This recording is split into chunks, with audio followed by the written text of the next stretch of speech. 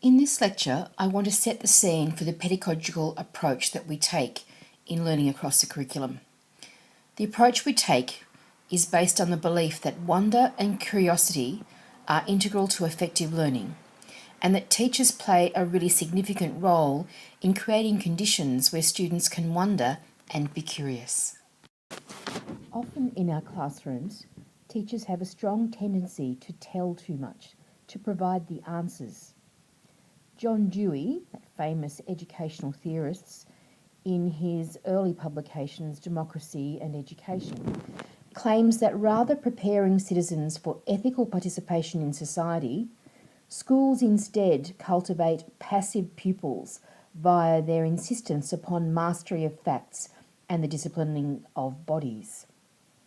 Rather than preparing students to be reflective, autonomous, and ethical beings capable of arriving at social truths through critical thinking, Dewey argues that schools prepare students for docile compliance with authoritarian work and political structures, and that they discourage the pursuit of individual and communal inquiry. Dewey was writing this over 100 years ago, or just on 100 years ago actually, so things may have changed somewhat since then. But there is still a criticism levelled at schools for too much focus on facts and disciplines rather than encouraging students to be reflective, autonomous problem solvers. Jerome Bruner in the 1960s also argued that the purpose of education is not to impart knowledge, but instead to facilitate a child's thinking and problem-solving skills, which can then be transferred to a range of situations. Teachers in schools are under enormous amounts of pressure in current times to get through the curriculum, to cover all the topics and the standards. One response to this pressure is sometimes to tell the students the answers. It's also a natural tendency when you know the answer to want to tell it. But how does this help learners to learn? How does this kindle the flame of learning? We've discussed many times in your program that children are not empty vessels whose heads we simply fill with information. Rather, they are naturally curious little people, amazed and fascinated by the world around them. Our role as teachers is to kindle that flame, not fill the vessel. So 2 words are at the core of today's lecture: wonder and curiosity. So let's have a look at what wonder actually means. The most important words here for me are that desire to know something, to think about, to speculate about, to puzzle about, be inquisitive about, be curious about.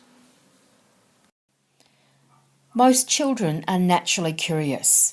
Think of a typical 3-year-old who asks endless questions about why, but why? I wonder if you are still curious about the world around you. If not, then when did you stop? Why did you stop? What happens to our sense of wonder and curiosity as we move further away from our inner 3-year-old? Whenever I hear the words wonder and curious, I think of Lewis Carroll's famous story, Alice in Wonderland. Do you remember the story? Alice sees a white rabbit looking at a watch and follows him down the rabbit hole into Wonderland. She first off finds a door, but she's too big to fit through it. So she drinks a potion and shrinks. But she leaves the key to the door on the table, which is now too small to reach. So she eats some cake and starts to grow. And grow. And grow. Do you remember what she says? Curiouser and curiouser, said Alice. Somewhere along the story, Alice attends the Mad Hatter's tea party. Alice had been looking over the Mad Hatter's shoulder with some curiosity. "What a funny watch," she remarked. "It tells the day of the month and doesn't tell what o'clock it is." After the tea party, Alice meets the Queen of Hearts, among other people or other characters. The Queen of Hearts gets somebody to take her to visit the Mock Turtle. And the Mock Turtle tells Alice about the master, who was an old turtle, but we used to call him Tortoise. "Why did you call him Tortoise if he wasn't one?" Alice asked. We called him Tortoise because he taught us. Boom, boom. What has Alice in Wonderland got to do with this lecture? Well, to me, Alice was the embodiment of curiosity. She was constantly being faced with a world that she didn't understand, but instead of resisting the strange things she saw and experienced, Alice was open to new ideas. She constantly asked questions to learn about Wonderland and to make sense of the things in this world that didn't make sense to her. What Alice experienced was not what she expected. Her existing knowledge told her these were unusual events. But Alice set goals despite her uncertainty.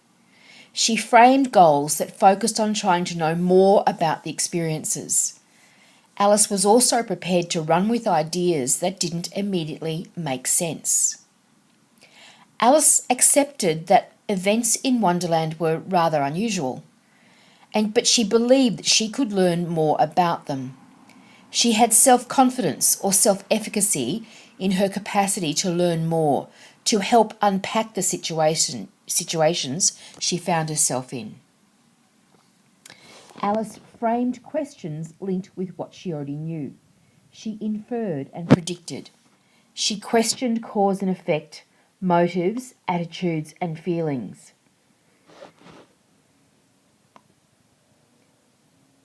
She sustained her curiosity by asking questions that drew in new ideas and gave herself time to assemble these new interpretations and understandings. In other words, Alice had what we call a growth mindset. These are essential characteristics of effective learners: to be open to new ideas, to be constantly questioning the world around us, to have a strong sense of curiosity and wonder about the world and how it works, to ask questions, to explore so that we can make sense of things, but also to be confident in our capacity to learn more. Andy Gilbert in 2013 argued that there is a special connection between children and their innate ability to wonder about the natural phenomena they encounter. However, he believes that the need to wonder has been suppressed by a system of schooling that desires to maintain order at all costs, even if those structures limit student joy and enthusiasm of their learning. Excellent teaching, that is inspiring to children, often falls outside the realm of quiet, orderly and predictable practice that has become synonymous with some people's interpretation of good teaching. These notions of schooling as control exist in opposition to excellent schooling practice, grounded in children's sense of wonder and curiosity. Milne in 2010 argues that the awe and wonder factor can become the focus or the motivator for further thinking and inquiry, but that this requires the children to be involved in exploration, inquiry, explanation and making connections, and is often based around or ignited by experiences that promote the affective or the emotional responses associated with things like fascination, anticipation, engagement, awe and wonder, and that spark curiosity. Stolberg in 2008 argues that we need to develop pedagogical strategies that facilitate pupils to reflect on the possible meanings of the wonder that they have about the world around them. There's a list of these references available on the course website for you to pursue. I'm wondering right now what you are wondering about when you see these images of Alice in Wonderland. These images are taken of some multimedia artworks produced by a very dear friend of mine, Marge Rennie, a ceramic and visual artist. They're not depicting the traditional images of this well-loved and well-known story. What do you wonder when you look at them? Before your tutorial this week, write down the questions you have when you look at these 5 portrayals of Alice in Wonderland? What's your interpretation of each image? What do you think the artist might be trying to say in these? Wondering is about entertaining and exploring possibilities. It's about hope and faith. It can also be about questioning and doubt, wondering why things are the way they are, wondering how things could be different. Wondering can be about really trivial matters. I wonder if Richmond will ever win a grand final again. I wonder when the next series of Game of Thrones is going to be released. Wondering can be about very big issues. I wonder if all Australians will one day truly welcome people from all colours and creeds. I wonder what the alternative is to the plastic that is clogging up our planet. Wondering can be about things in everyday life, both large and small. I wonder what the traffic is going to be like today. I wonder if Donald Trump will really do irreparable harm to our world.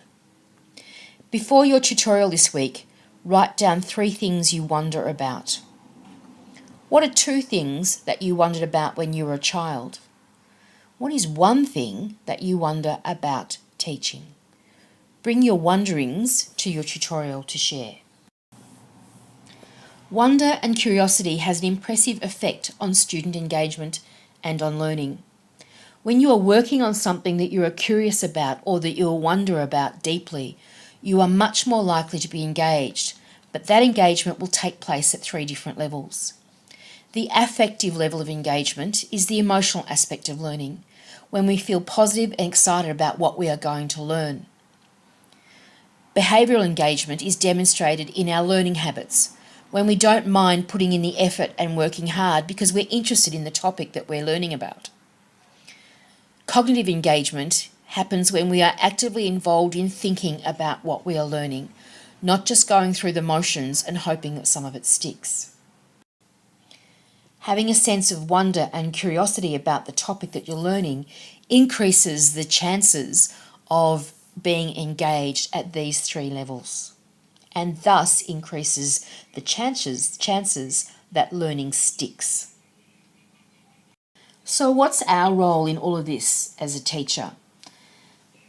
Our role is to help our students maintain that growth mindset that children naturally come with when they're very young.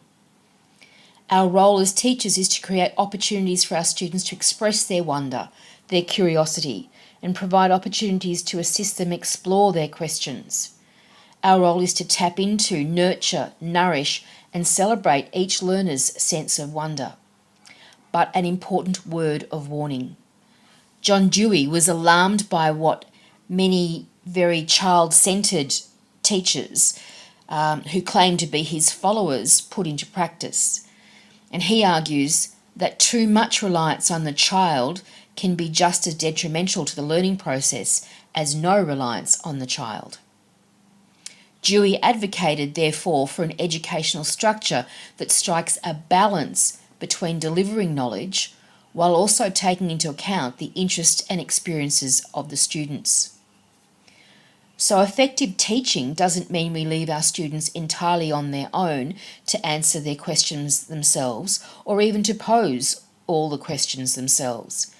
As teachers, we may need to help our students frame their questions, their wonders, the things they're curious about, and help them through structured learning opportunities to answer their questions.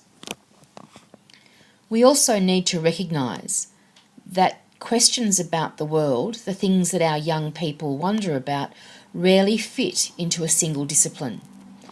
These disciplines, so science, history, geography, are just artificial constructs that we educators have created to make things easier for us to teach. But I would argue not necessarily easier to learn. The things we wonder about more often than not cut across disciplines. A dilemma for schools and for teachers is how then best to organise the learning experiences of their students so that there is still space for wonder and for curiosity, but at the same time ensure that foundational skills, knowledge and understandings are developed. Because it's these building blocks, when we bring the relationships between bits of information together, that we begin to make sense of the world around us. I argue that problem-based learning is a method that incorporates Dewey's ideas of learning through active inquiry and Jerome Bruner's ideas of learning through discovery. Problem-based learning will be the main focus of your study in this course, and next week we will begin to examine problem-based learning in more detail alongside other common models of integrated learning or learning across the curriculum.